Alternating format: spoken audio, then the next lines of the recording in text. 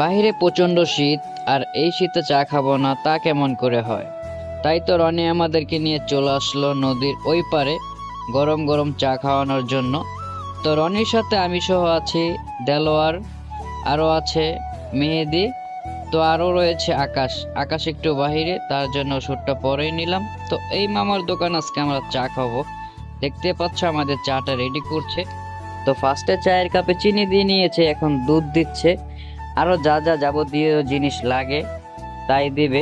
তো একটা চা বানাতে ভাই কিছুটা সময় লাগলো, গরুর দুধে চা বানাতে একটু মেহনত করতে হয়, তা নয়তো চাটা মজা লাগবে না স্বাভাবিক। আর গরুর দুধের চা এমনিতে অনেক মজা লাগে। যারা গরুর দুধের চা খেয়ে অভ্যস্ত তারাই বুঝতে পারবা গরুর দুধের চা আসলে মুখে লেগে থাকার মতো একটা চা। তো এই শীতে অবশ্যই তোমরা খাবা। তো আমাদের চাটা রেডি হয়ে গিয়েছে, 5 কাপ চা। তো এখন মামা আমাদেরকে চা দিয়ে দিচ্ছে, যার যার কাপ এখন তাকে তাকে বুঝিয়ে দিব। যাই হোক, তো ফার্স্টে দিয়ে দিচ্ছি রনিকে। তো চিপ খাইতেছে ভাই, চিপ আগে ছিঁড়া খাইয়া ফেলাইতেছে। তো এখন দিয়ে দিব দেলোয়ারকে, ও চিপ খাইতেছে, এটা কোনো কথা? যাই হোক, এখন আমি আমার কাপ বুঝে নেই, বাকি রইল আকাশের কাপ। তো এই হচ্ছে গরুর দুধের চা, দেখতেই পাচ্ছ। তো এখন খেয়ে রিভিউ দিব যে চাটা কেমন। আসলে স্বাদটা খুবই ভালো।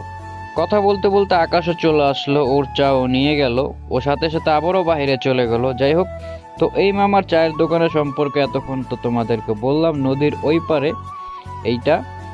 তো এই মামার দোকানে চা খেতে অবশ্যই তোমরা চলে আসবা। আর এই শীতের মধ্যে গরম গরম চা খেলে হয়তো খুব ভালো লাগে, শরীরটা একটু গরম গরম ভাব আসে।